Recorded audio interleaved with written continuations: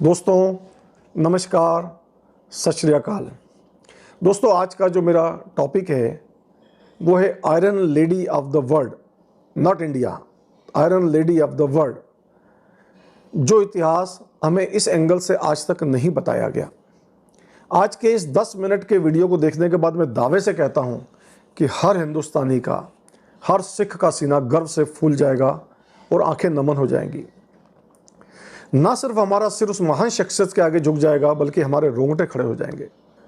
देश और दुनिया को हम यह गौरवशाली इतिहास बता ही नहीं पाए। जो इतिहास मैं आपको बताने जा रहा हूं वह पूर्ण तरह डॉक्यूमेंटेड इतिहास है, ना कि बड़ा चढ़ाकर बताया गया कोई माइथोलॉजी या मिथिहास है। दुर्भाग्य हम देश और दुनिया को इतिहास नहीं बता पाए, बल्कि करोड़ों रुपए प्रचार पर खर्च करने के बाद भी हम सिखों को भी ये इतिहास नहीं बता पाए। दोस्तों ये इतिहास है उस महान शख्सियत का जो एक शहीद की बहू, एक शहीद की बीबी, एक शहीद की मां और शहीदों की दादी एवं स्वयं देश एवं कौम के ऊपर शहीद होने वाली इस महान हस्ती का। दोस्तों दुनिया के अगर किसी देश में कोई अगर एक शहीद स्त्री हो तो लोग उसका बेइंतहा प्रचार प्रसार कर देते हैं। ये इतिहास जो मैं आपको बताने जा रहा हूं दोस्तों, यह न सिर्फ एक शहीद हस्ती का इतिहास है बल्कि वो एक शहीद की बहू, एक शहीद की बीबी, एक शहीद की माता, शहीदों की दादी एवं स्वयं देश एवं कौम के ऊपर शहीद होने वाली इस महान हस्ती की। दोस्तों एक कहावत है कि हर सफल इंसान के पीछे किसी न किसी स्त्री का हाथ होता है। सिख इतिहास में 4 गुरु साहब की प्रेरणा स्रोत और एक बेहतरीन सलाहकार और रणनीतिकार के रूप में इस महान आयरन लेडी का योगदान रहा है। ये आयरन लेडी है माता गुजर कौर, जिसे माता गुजरी के नाम से भी हम जानते हैं। माता गुजर कौर का जो इतिहास मैं आपको बताने जा रहा हूँ, शायद इस एंगल से आपने पहले कभी नहीं सुना होगा। मैंने भी इतिहास को कई बार पढ़ा, परंतु वर्तमान में खोज करते हुए जब मैंने गूगल, इंसाइक्लोपीडिया, विकीपीडिया में जब ये बातें पढ़ी और जो पता लगी वो मैं आपको शेयर कर रहा हूँ। जब मैंने स्वयं ये सुना तो मेरे रोंगटे खड़े हो गए और माता गुजर कौर के लिए एक अद्भुत बात समझ में आई कि दुनिया के इतिहास में ऐसी स्त्री ना तो पैदा हुई न होगी। दोस्तों माता गुजर कौर के बारे में अभी तक जो मैंने समझा था और सुना था कि सबसे पहला कि वो गुरु तेग बहादुर जी की शहीदी के बाद माता गुजर कौर ने अपने पुत्र गुरु गोविंद सिंह जी की प्रेरणा बनकर पूरी व्यवस्थाएं संभाली, और दूसरा मुगलों द्वारा स्वयं उनको एवं छोटे साहिबजादों को गिरफ्तार करने के बाद छोटे साहिबजादों को मजबूती से चट्टान की तरह खड़े करके मुगलों के सामने खड़ा कर दिया, उन्हें कहीं कमजोर नहीं होने दिया। जबकि वस्तु स्थिति ये है कि माता गुजर कौर 4 गुरुओं के समय पे अपनी सेवाएं एवं मार्गदर्शन सिख कौम को देती रही, एवं यह कहने में भी कोई अतिशयोक्ति नहीं होगी कि वो सिख कौम की मार्गदर्शक थी। हम सब जानते हैं कि माता गुजरी सिख कौम के 5वें गुरु एवं पहले शहीद गुरु अर्जन देव जी की पौत्रवधू थी, एवं छठे गुरु गुरु हरगोबिंद सिंह जी की बहू थी। हिंद की चादर कहे जाने वाले 9वें गुरु गुरु तेग बहादुर जी की पत्नी थी, एवं श्री गुरु गोविंद सिंह जी की माता जी थी, एवं उन 4 साहेबजादे जिन्होंने बहुत छोटी उम्र में देश और कौम के लिए अपनी जान दे दी, उनकी दादी थी। दोस्तों 5वें गुरु अर्जन देव जी की शहीदी जो कि मुगल सम्राट जहांगीर के आदेश पर हुई, उसके पश्चात उनके पुत्र एवं सिखों के छठे गुरु गुरु हरगोबिंद सिंह साहब जी ने मुगलों के आतंक के खिलाफ तलवार उठाई एवं जुल्म के खिलाफ सेना तैयार कर कई युद्ध लड़े, जिसमें उनके पुत्र त्यागमल ने बहुत बहादुरी से अपनी तलवार का जोहर दिखाते हुए मुगल फौजों के काफ़ी योद्धाओं को अपनी तलवार का, जिसे तलवार जैसे तेग कहते हैं कि तेग का जोहर दिखाते हुए मुगल सेना का बहुत नुकसान किया। उनकी इसी बहादुरी को देखते हुए गुरु हरगोबिंद सिंह जी ने त्यागमल जी का नाम तेग बहादुर रखा। गुरु तेग बहादुर जी ने उस समय पे काफ़ी युद्ध लड़े और मुगल फौज को बहुत नुकसान पहुंचाया। इन सब के पीछे भी माता गुजर कौर की अपने आप में बहुत सक्रिय भूमिका थी। छठे गुरु गुरु हरगोबिंद सिंह जी के पश्चात उनके पुत्र श्री गुरु तेग बहादुर जी का गुरु गद्दी पर बैठना लगभग तय था, परंतु मुगल सल्तनत जिनका उन्होंने युद्ध में काफ़ी नुकसान किया था, उन्हें किसी भी हालत में पकड़कर शहीद कर देने के लिए उनके पीछे पड़ी थी।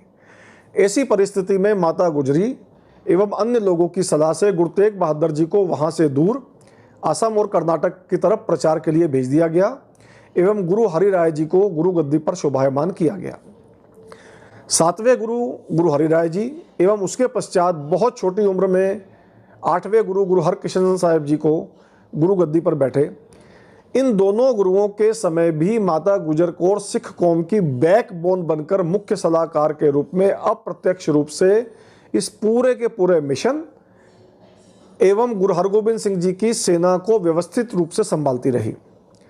एवं गुरु हरकृष्ण जी के निधन के कुछ समय पश्चात गुरु तेग बहादुर जी 9वें गुरु के रूप में जब गुरु गद्दी पर बैठे तो उन्होंने गुरु नानक एवं गुरु हरगोबिंद साहिब जी के मिशन को आगे बढ़ाया और देश पर मुगलों के जुल्म बढ़ते चले जा रहे थे।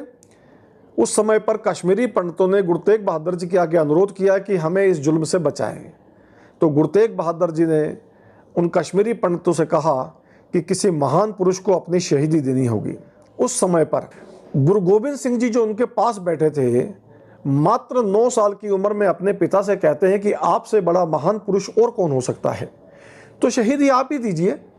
तेग बहादुर जी इस महान मिशन में शहीदी देने के लिए दिल्ली जा रहे थे, तब किसी कमजोर स्त्री की तरह रोने पीटने की जगह बहादुरी से दृढ़ता से दिल्ली में भेजकर शहीदी देने के लिए माता गुजरी ने भी उन्हें प्रेरित किया। दुनिया में ऐसी अनूठी मिसाल देखने को नहीं मिलती कि अपने पति को शहीदी के लिए भेज रहे। गुरु तेग बहादुर जी ने जब दिल्ली में मुस्लिम धर्म अपनाने से इनकार किया और उन्हें शहीद किया गया, उनकी शहीदी के पश्चात बजाय इसके कि वो डर जाती, उन्होंने 9 साल के गुरु गोबिंद सिंह जी की प्रेरणा बनके उन्हें युद्ध शिक्षा में पारंगत करवाकर जुल्म के खिलाफ लड़ने के लिए प्रेरित किया एवं उनके बड़े होने तक सारी व्यवस्थाएं संभाली, सेना को जोड़ के रखा, फौलाद की तरह डटी रही और पूरी सेना और कौम का मनोबल गिरने नहीं दिया एवं समय समय पर गुरु गोबिंद सिंह जी को अपनी सलाह और हिम्मत देती रही।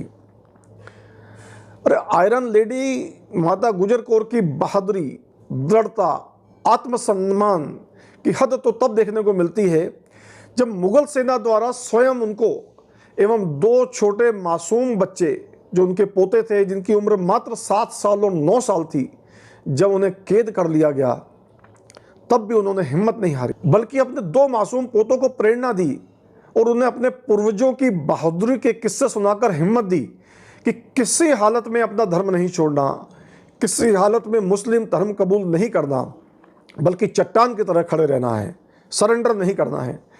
उनकी प्रेरणा का सदका 2 छोटे छोटे बच्चे दीवार में जिंदा चंदवा दिए गए, परंतु उन्होंने अपना धर्म नहीं छोड़ा।